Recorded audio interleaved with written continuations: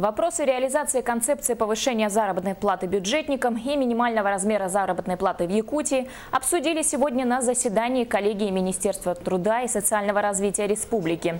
За последние 4 года номинальная зарплата у работников бюджетной сферы возросла в 1,5 раза. Реально увеличилась на 1,2.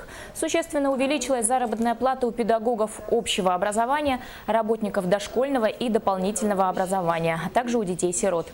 Как отметили специалисты, для последующей реализации концепции по увеличению заработной платы необходимо провести оптимизацию неэффективных расходов бюджетных средств. Общая потребность на повышение заработной платы до достижения целевых индикаторов к 2018 году составит более 14 миллиардов, в том числе из средств бюджета 7,3 миллиарда рублей. Конечно, хотелось бы, чтобы нам федералы тоже помогли, да?